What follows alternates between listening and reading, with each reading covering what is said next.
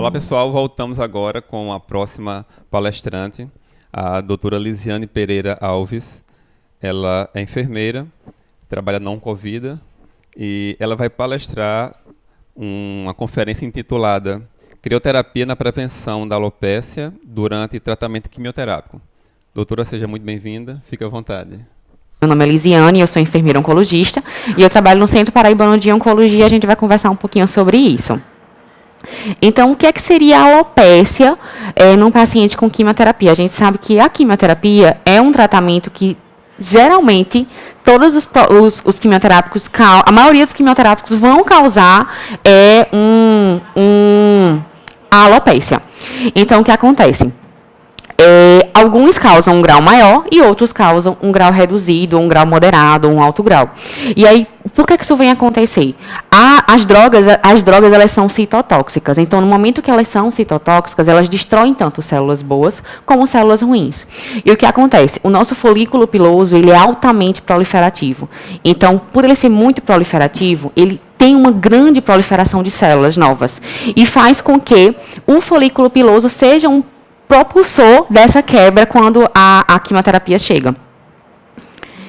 E aí, o efeito adverso mais encontrado é esse. E o que a gente vê muito lá na clínica, quando a gente faz as nossas consultas de enfermagem ou nossas consultas multis, os pacientes eles já chegam perguntando, poxa, meu cabelo vai cair?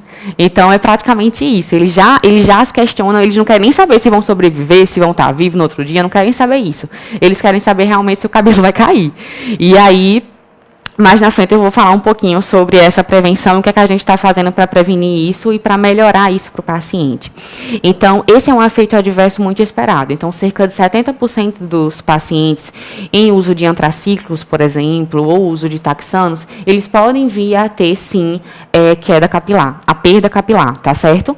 Outras drogas a gente também pode encontrar, como vinblastina, vincristina, Zacolode da Vinca, e fosfamida, bleomicina, topotecano, são algumas medicações, são algumas drogas que elas vêm, sim, a ter uma perda capilar leve. Mas nem todos os pacientes acabam tendo isso, tá certo? E aí eu coloquei um grauzinho de algumas medicações que elas podem gerar queda capilar, a perda capilar, tá certo? E eu graduei isso de algumas formas, fortemente alopeciante, moderadamente alopeciante, pouco ou não alopeciante. E aí, quando a gente percebe, a gente vê que o uso dos antracíclicos, os pacientes que usam antracíclicos, geralmente são quem? São os pacientes que estão em comorbidades, por exemplo, câncer de mama. Câncer de mama, o protocolo inicial é o ACT. Então, é o protocolo de primeira linha e é o protocolo que o paciente vai utilizar antracíclicos, por exemplo, que seria a doxorubicina. É uma droga altamente alopeciante, é uma droga fortemente alopeciante. E aí, outras drogas também vêm a causar essa queda, além dos antracíclicos, ciclofosfamida, docetaxel, paclitaxel, que seriam os taxanos, sendo que, dependendo da dose, esse paciente consegue ter uma redução melhor de perda. E aí, quando a gente faz a crioterapia capilar, que eu vou explicar mais na frente como é que funciona, a gente consegue ter uma redução dessa perda capilar. E aí, outro protocolo que a gente está percebendo muito uma alopécia era um paciente que faz protocolo para pâncreas e que ele utiliza o Abraxane. É uma medicação e é um protocolo recentemente utilizado, que a gente está fazendo uso também da crioterapia capilar. E aí a gente percebe que a gente tem dois braços lá na clínica. A gente tem braços de pacientes que estão fazendo a crioterapia capilar e pacientes que não estão fazendo a crioterapia capilar. E aí a gente percebe que esse paciente ele tem uma perda muito elevada do cabelo quando ele faz o Abraxane isolado sem a crioterapia. Existem algumas outras medicações, como eu já falei, que elas são moderadamente alopeciantes, que são os Zacolode da Vinca, vinorelbina, vinblastina, vincristina, o irinotecano, topotecano. E existem outras medicações que elas praticamente não são alopeciantes, como o 5-FU, capecitabina, que é o Xeloda, que é uma medicação oral, carboplatina, oxaliplatina. E lá na frente eu vou explicar mais ou menos por que algumas medicações elas não podem ser utilizadas como crioterapia capilar, por conta da interação do frio com essas medicações, a interação do frio com a questão da neuropatia periférica. E aí, quando é que surgiu a crioterapia capilar, né? A crioterapia, ela surgiu na década de 70, então é algo bem antigo, não é algo tão recente que a gente precisa pensar, poxa, a crioterapia surgiu agora. Não, já faz um tempinho. E aí as pessoas utilizavam o scalp cooling como... com outro tipo. Eles pegavam um saco de gelo, botavam na cabeça para resfriar, eles colocavam, tipo, touca gelada e depois tiravam e colocavam uma nova gelada. E aí, a gente ainda pegou essa fase de algumas clínicas estarem utilizando isso. Pega uma touca gelada, refrigera a touca, e aí quando começa a esquentar, tipo 30 minutos depois, pegava uma nova touca gelada e colocava no paciente. Então, assim, era praticamente um profissional só para aquele paciente. E a gente sabe que na demanda que a gente tem hoje, a assistência não tem como funcionar dessa forma, né? E aí, isso foi sendo melhorado com o passar do tempo. E como é que funciona a crioterapia capilar? Como eu falei anteriormente, a gente tem uma proliferação muito alta no folículo piloso, ou seja, a produção celular no folículo piloso ela é muito alta. A gente percebe isso, por exemplo, quando a gente corta o cabelo, logo depois de um mês e pouquinho, a gente percebe que o cabelo está crescendo. Então, é algo muito rápido, porque a proliferação celular é muito rápida. E a quimioterapia ela é muito inteligente. Então, ela vai lá, quebra células boas e quebra células ruins. E quando a gente percebe que o folículo está lá crescendo muito rápido, a quimioterapia vai lá e quer quebrar também. E aí, o que acontece? A crioterapia capilar, ela gera um processo de vasoconstricção. O que seria isso? Ela faz com que aqueles vasos eles se fechem e aí a quimioterapia não chega, porque vai estar congelado praticamente o seu couro cabeludo, fazendo com que a quimioterapia não chegue no fio. E aí não chega nas células que estão em processo de anagem, um processo de proliferação celular, realmente propriamente dito. E aí, essa vasoconstricção fecha esses fios, fazendo com que a quimioterapia não chegue e provavelmente o cabelo não vá cair. Teoricamente, isso era para funcionar cerca de 100% dos casos. Mas a gente percebe que existem taxas, e a gente fez estudos aqui, eu vou mostrar mais na frente, que mostra que isso pode ser alterado mesmo, dependendo da droga que está sendo feita. Certo? A crioterapia, ela está sendo algo muito eficaz quando a gente trabalha com, tanto para crioterapia capilar, eu vou até mudar um pouquinho o foco, alguns pacientes a gente está percebendo, a gente está prevenindo a mucosite também, quando utiliza a crioterapia oral. Então, a crioterapia é algo muito bom, tanto de forma capilar, como oral mesmo, para prevenção de mucosite. A gente utiliza a crioterapia oral para que a gente consiga fazer vasoconstricção dos vasos e prevenir que aquela droga chegue na mucosa de forma tão drástica e tão forte para os pacientes. E aí a gente tem vários estudos, né? Nessa vez a Itália não é foco, ela é foco de estudos interessantes. E foi um estudo de eficácia que aconteceu na Itália, em 2019, na verdade, o que está acontecendo? Existem poucos estudos que falam sobre a crioterapia. E aí, quando a gente fez uma revisão sistemática, conseguiu identificar alguns, cerca de 50 artigos, que falam sobre crioterapia capilar e sobre a sua eficácia mesmo. E aí, na Itália, eles fizeram um estudo muito semelhante com o que a gente está fazendo aqui no Brasil. Eles pegaram, 220 pacientes e começaram a avaliar se tinha eficácia ou se não tinha eficácia. E o sucesso é de, pelo menos lá, como é que foi feito, né? Eles verificaram observacionalmente e verificaram que uma taxa de sucesso de 68%, né? E em pacientes que não utilizavam antracíclicos, ou seja, pacientes que estavam fazendo apenas Taxol, ou pacientes que estavam fazendo combinação de drogas e que eram mais tranquilas. E, em outro caso, alguns pacientes em uso de antracíclicos, a taxa de sucesso era de cerca de 47%. Esse foi um estudo feito lá, depois eu vou mostrar uma comparação que a gente fez aqui para ver como é que está esse tipo de comparação mesmo. E aí, aqui, a gente conseguiu perceber que existem alguns artigos que estão falando sobre isso e alguns artigos que fazem uma mesma dedução, tá certo? Mais na frente eu vou mostrar esse artigo que a gente está fazendo e a gente conseguiu perceber que a maioria fala sobre essa taxa de sucesso e está muito semelhante à nossa, certo? E aí, o que é que vai dizer a literatura? Muita gente pergunta, poxa, se a gente faz uma vasoconstricção na cabeça, né, no folículo piloso, será que tem chance desse paciente ter uma metástase cutânea? Será que tem chance daquela região, a quimioterapia não funcionar e o paciente vir a ter uma metástase futura? Gente, a literatura ela é muito clara quanto a isso. Não há... É praticamente muito isolado um paciente com metástase isolada por conta da vasoconstricção. Então, não tem condições, porque a quimioterapia, ela atua de forma sistêmica, tá certo? Quando eu faço a vasoconstricção, teoricamente, a quimioterapia não vai chegar lá. Porém, o paciente ele tem um câncer de mama, por exemplo, é um câncer localizado. O paciente tem um câncer de pâncreas, se for localizado. Sendo que existem casos e casos quando pode ser utilizado ou não esse procedimento. E eu vou explicar. Então, como é que funciona? Como é que funciona essa crioterapia capilar para que todo mundo possa entender como é que ela é aplicada, tá? Então, a crioterapia ela funciona da seguinte forma. Existe uma máquina que ela foi desenvolvida, né, ela é uma máquina inglesa. E aí, ela foi desenvolvida pela Orbis e existem outros tipos também nesse estilo. E essa máquina inglesa, ela gera um processo de refrigeração. Então, o paciente, ele coloca uma touca, a gente adere uma touca no paciente. E aí, ele faz 30 minutos antes da quimioterapia. Durante a quimioterapia, ele permanece com a touca e 1h30 após, ele continua com essa touca. E aí, o que acontece? É um procedimento bem chatinho, porque o que acontece? Tem pacientes, por exemplo, que ele passa o dia todo com a gente, fazendo tratamento por conta da crioterapia capilar.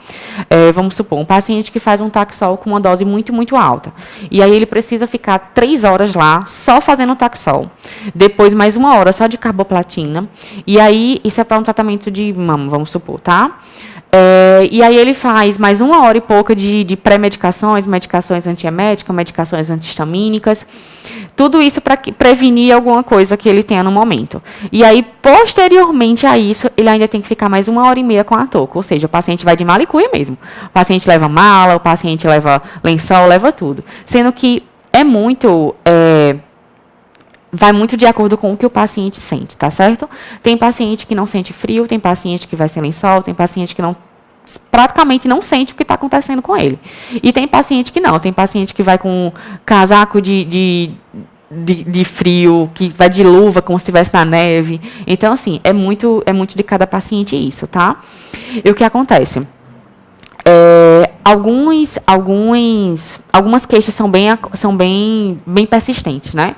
Alguns pacientes, eles têm cefaleia pós ou cefaleia durante, porque é uma touca, e essa touca, quando adere na cabeça, ela prende muito forte. E aí, quando ela prende, ela está refrigerando e realmente é muito frio. E aí, isso pode gerar uma cefaleia intensa no paciente. Alguns pacientes têm tontura e alguns pacientes geralmente desistem por não suportar o frio.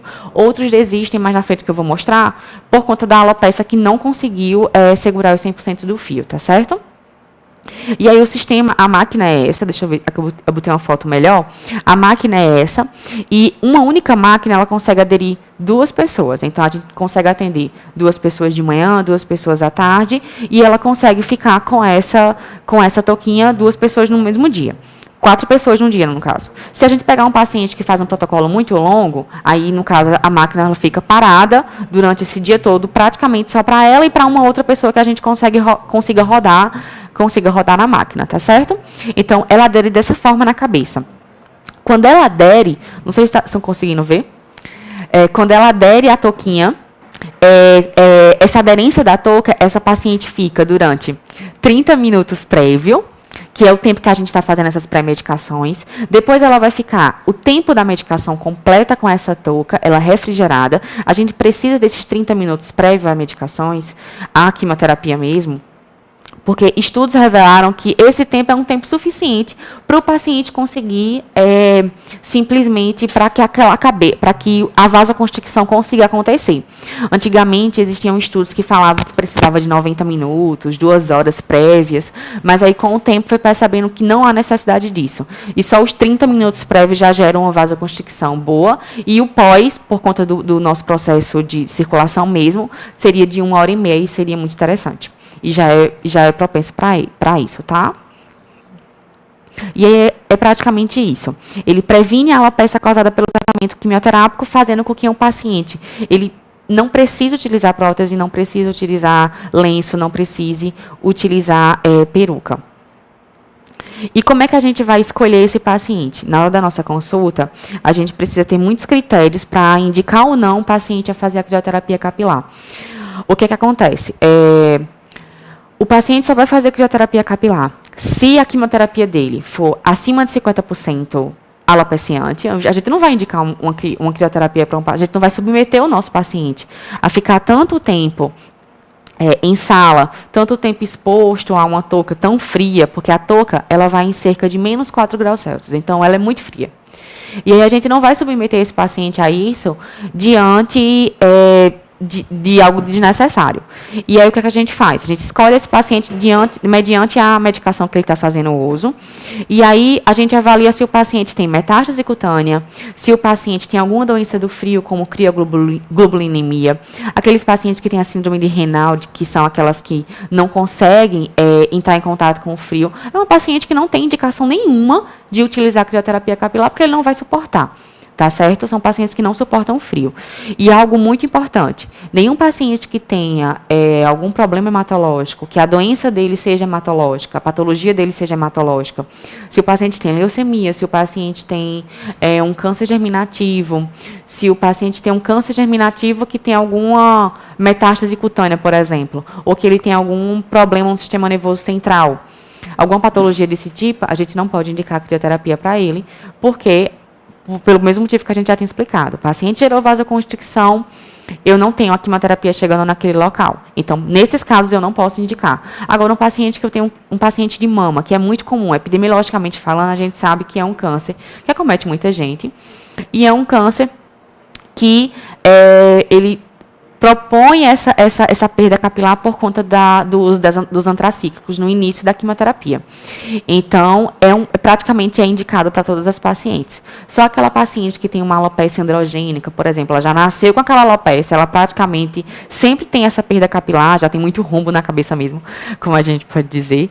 E aí, nesse momento, é que a gente não vai, a gente avalia se é importante indicar ou não para essa paciente, tá certo? E aí, como eu já havia falado, alguns esquemas quimioterápicos, eles são mais propensos a isso. Ciclofosfamida, doxorubicina, epirubicina, o Taxol. A gente tem casos maravilhosos lá na clínica de pacientes que fizeram a crioterapia capilar e não perderam absolutamente nada do cabelo. Então, assim, isso para a nossa paciente, para a paciente em si, para a gente como profissional, isso é muito vantajoso. Isso é muito gratificante no final, porque a gente pensa, poxa, isso é estético. Tá, beleza, isso é estético. Porém, isso mexe muito com a cabeça do paciente. Isso é a visão dele para a doença. Então, quando ele se olha no espelho e vê que tá sem o cabelo, ele simplesmente lembra que está doente. A imunidade cai. Ele não consegue reverter o quadro. E aí, a imunidade caindo, ele às vezes tem febre, ele às vezes pega uma infecção. E aí, ele não evolui no quadro e adia ciclos. E aí, adia o tratamento. E adia até a própria evolução da doença também. A progressão da doença que pode acontecer. E aí a gente tem que ter cuidado quando fala que é apenas estético, que não é bem assim.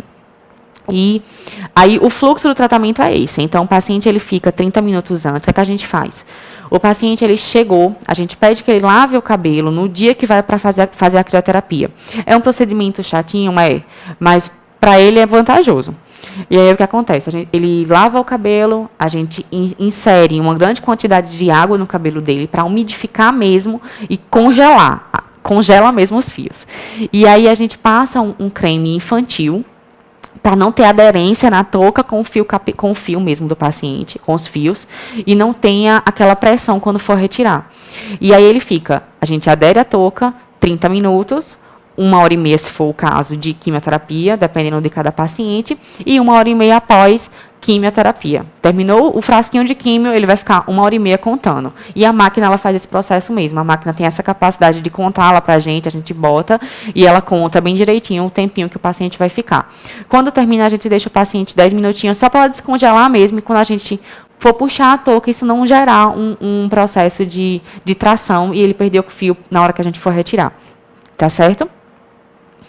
E aí, em casa, a gente dá algumas orientações. O paciente não pode fazer chapinha, o paciente não pode secar cabelo, o paciente não pode utilizar condicionadores nem shampoos que sejam... Esse shampoo que a gente utiliza no dia a dia.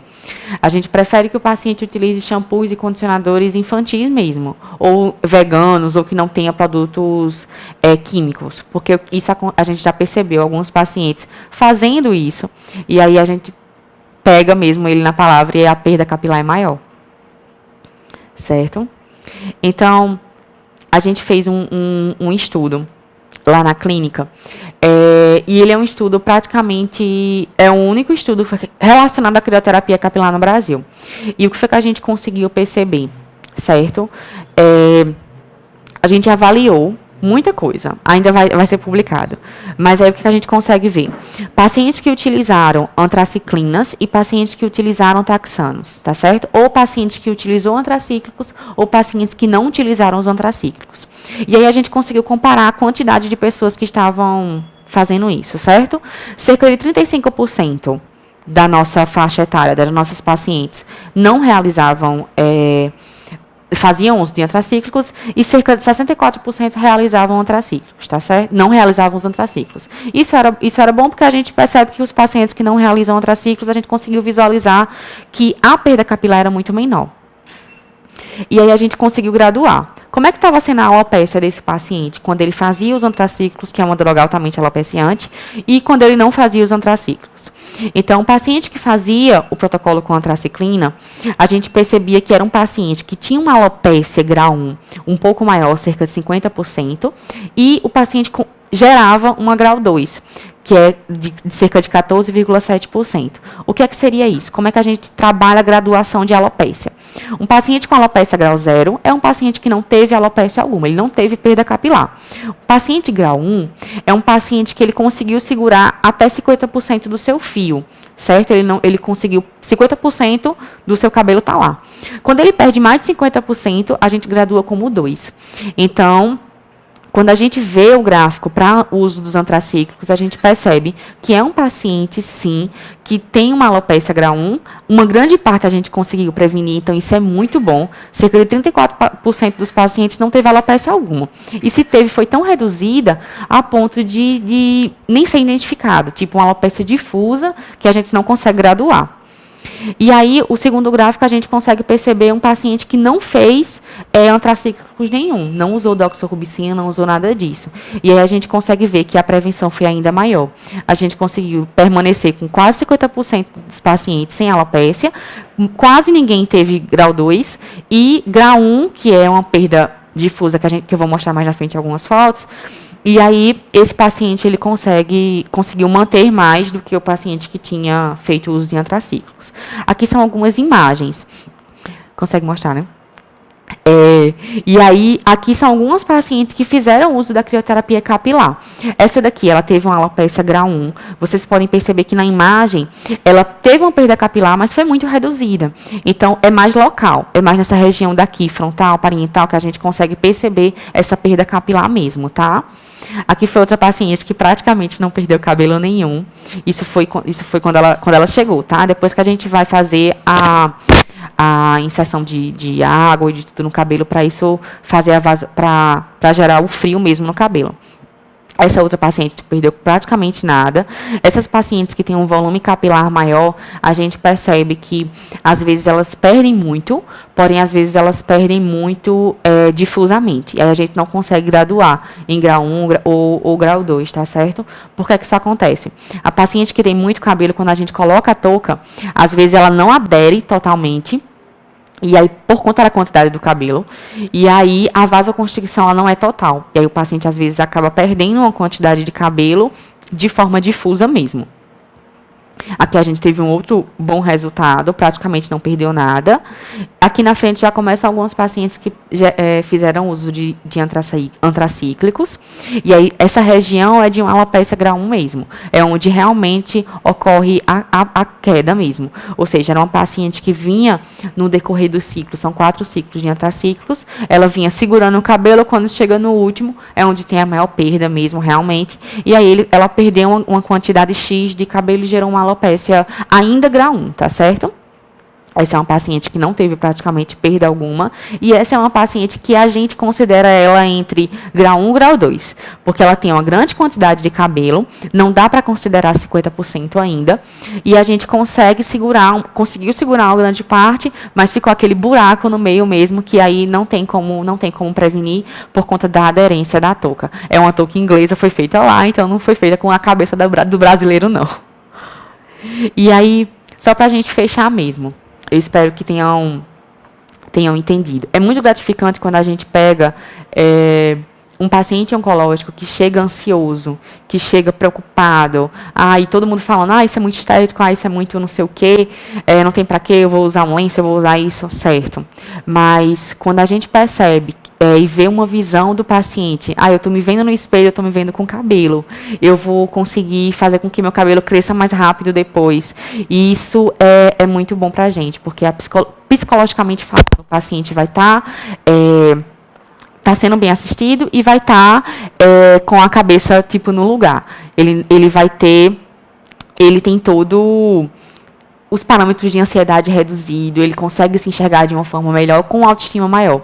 Isso é muito importante para a gente. E muito gratificante como profissional. Pronto, é isso, pessoal. Obrigada. Qualquer dúvida, pode entrar em contato por e-mail também. Deixa eu...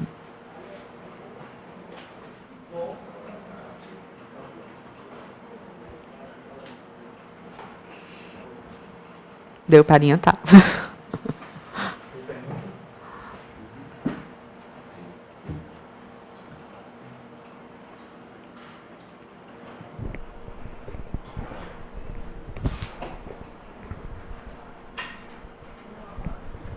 Ok. Bom, então a gente quer agradecer muito a presença da doutora Lisiane. É uma palestra fantástica. Acredito que muita gente não conhecia, né, a crioterapia, mas é algo muito interessante mesmo. E tem aqui algumas perguntas, né? A gente selecionou aqui uma pergunta bem interessante, que diz mais ou menos assim: meu cabelo caiu após a primeira sessão de quimioterapia. Toda químio, necessariamente, cai o cabelo. No meu caso, lidei com isso numa boa. Acho que ela quer saber se toda químio cai o cabelo. Pronto, não é bem assim. A gente tem alguns pacientes que realmente a perda capilar não vai acontecer. Então, o que acontece? Tem pacientes que, por exemplo, eu não sei qual foi o protocolo que você fez. Então, tem algumas medicações, como eu já havia falado, que elas vão gerar, sim, a perda capilar. Alguns pacientes vão perder por completo na primeira vez, se não tiver feito a crioterapia. Eles perdem realmente quase que por completo. A gente fala que a quimioterapia ela tem um tempo do nadir, que a gente chama. Todo mundo que é da oncologia sabe disso. O que acontece? O tempo do nadir é cerca de 14, 15, 20 dias, certo? 10, 15, 20 dias. Então, quando a quimioterapia ela chega no seu ápice do organismo, ela pode gerar, ela vai gerar todos os sistemas, todos os graus de problemas, de reações adversas que ela pode acontecer de forma sistêmica. Então, pode gerar perda capilar, pode gerar redução na imunidade, pode gerar baixa dos exames laboratoriais. Então, aqueles sintomas brandos que eram de náusea, vômito, esse negócio que acontecem no início, geralmente nessa fase não vai acontecer. Então, tem alguns pacientes que, quando eles fazem a quimioterapia logo no início, nessa fase do nadir, eles começam a perceber, sim, a perda capilar. Tem algumas quimioterapias que não vão gerar perda capilar, como eu já havia falado. Por exemplo, um paciente que vai fazer oxaliplatina. É um paciente que ele vai para casa com um infusor, ele vai para casa com quimioterapia e ele vai fazer o 5-FU, por exemplo, cerca de 2 dias, são 46 horas com 5-FU. Essa medicação não gera alopécia. Então, é um paciente que vai para casa, faz quimioterapia na clínica e faz quimioterapia em casa, no hospital onde ele estiver, e se ele permanecer interno, ele fica lá, se ele não permanecer interno, ele vai com o infusor. E aí, nesse caso, o paciente não perde cabelo. A gente teve um caso perdido, que um paciente acabou perdendo com essa medicação. Foi uma paciente fora da curva, não tinha como, entendeu? Mas não é toda a quimioterapia que vai fazer perder o cabelo, não, tá? Ok, outra pergunta aqui. A temperatura é muito baixa, dá para suportar bem, dói. Quais os sintomas após a crio? São várias perguntas, né? Certo. O que acontece? A crioterapia, ela chega a -4 graus Celsius. É muito frio, é. O paciente aguenta.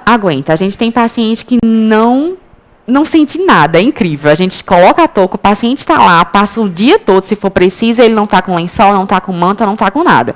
E a gente tem outros pacientes, por exemplo, que ele vai como se fosse o Polo Norte. Ele vai de casaco, vai de tudo. Então, assim, é muito variado, vai de cada paciente. O que é que a gente está fazendo agora como rotina?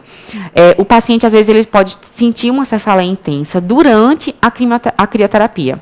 Então, tem paciente, os 15 primeiros minutos para ele são incríveis, porque, assim, é o pior momento para ele mesmo, são os 15 primeiros minutos de contato. E aí tudo depois disso melhora, o paciente fica tranquilo. E aí o que acontece? Nesse tempo tem paciente que não suporta. E aí a gente consegue fazer uma profilaxia com dipirona mesmo, intravenosa. E aí o paciente começa a sentir uma melhora.